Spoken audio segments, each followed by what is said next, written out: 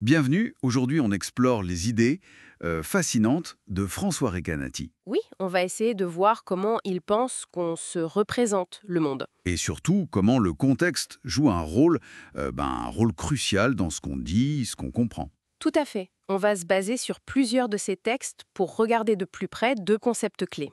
Les fameux fichiers mentaux et puis la dépendance au contexte. C'est ça. L'objectif, c'est de décortiquer un peu ces idées. Alors, comment notre pensée s'ancre-t-elle dans la réalité selon lui? Justement, ce qui est intéressant chez Recanati, c'est sa théorie sur comment on se réfère aux objets, aux personnes. Il dit que c'est pas juste en les décrivant. Non, pas principalement. Il pense qu'on utilise des liens directs qui dépendent du contexte. Et ces liens, il les situe dans ce qu'il appelle des fichiers mentaux. D'accord.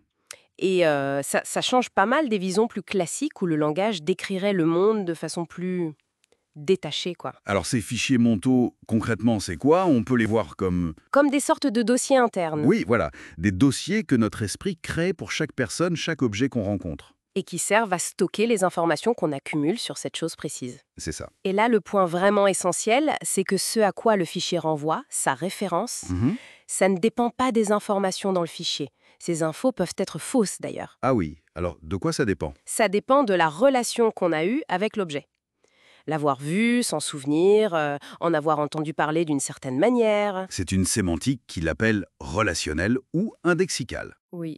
Et non descriptiviste. Le fichier pointe vers la chose même si notre description interne est un peu à côté. Comme l'exemple du Mont Blanc. Exactement. On peut avoir un fichier pour le Mont Blanc vu de France, un autre pour le Monte Bianco vu d'Italie, sans réaliser que c'est la même montagne. Deux fichiers, même objet. C'est assez contre-intuitif quand on y pense. Mhm. Et ces fichiers, ils expliquent aussi comment on fusionne des infos de sources différentes, c'est ça?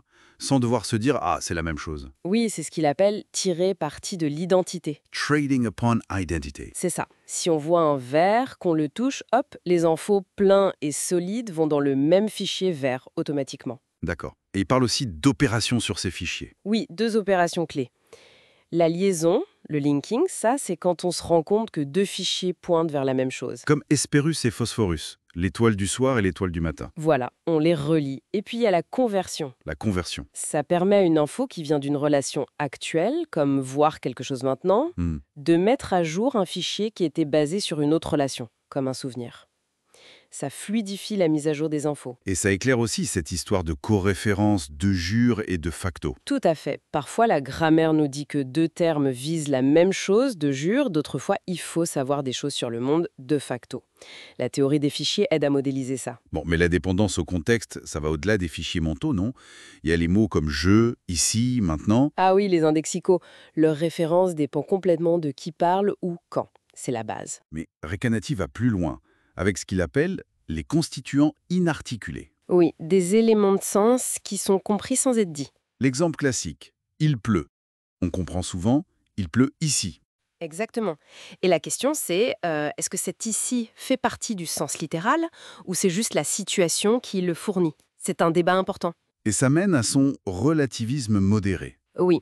Pour gérer ça, il propose de distinguer le lecton, qui est le contenu sémantique un peu brut, potentiellement incomplet, Et dépendant du contexte, et la proposition ostianienne, qui est le contenu complet, le lecton, plus la situation pertinente pour l'évaluer. et cette situation d'évaluation peut changer. Elle peut. Et certains comme Macfarlane vont même plus loin. Ah. Ils pensent que pour des mots comme délicieux ou l'usage de pourrait pour parler de possibilités, la vérité dépendrait pas seulement du contexte de celui qui parle, mais aussi de celui qui évalue l'affirmation. Donc la vérité d'une phrase pourrait changer selon qui l'écoute et quand. C'est l'idée de la sensibilité au contexte d'évaluation. C'est assez radical. Et il ne faut pas oublier la pragmatique dans tout ça. L'enrichissement libre, la modulation. Ah oui, c'est central chez Recanati.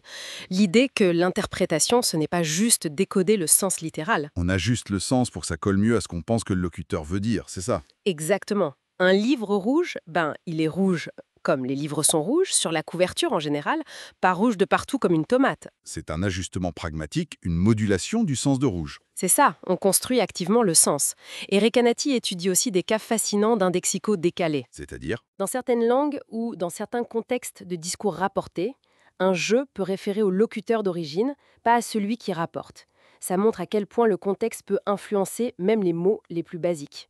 donc si on essaie de résumer tout ça, Pour Recanati, la pensée et la communication sont profondément ancrées. Ancré dans nos liens spécifiques aux choses, via les fichiers mentaux? Oui, et ancré dans les contextes. Le contexte d'énonciation, mais aussi parfois le contexte d'évaluation. Le sens n'est pas quelque chose de fixe, de donné une fois pour toutes par le dictionnaire. Non, il émerge de façon dynamique. C'est une interaction entre nos représentations, le monde, notre perspective et tous ces ajustements pragmatiques qu'on fait sans arrêt. C'est une vision très vivante de la signification. Tout à fait. Et bon, pour conclure, peut-être une question pour réfléchir. Si notre compréhension est si dépendante de ces fichiers mentaux, qui sont quand même un peu personnels, Hmm, et de contextes qui bougent tout le temps, qui peuvent être subjectifs comme le bout, ou ce qu'on sait à un moment donné, oui. jusqu'à quel point est-ce qu'on peut vraiment atteindre une compréhension parfaitement partagée, identique entre deux personnes? Surtout pour des choses abstraites ou des valeurs. Qu'est-ce que ça implique sur la nature de nos désaccords, au fond?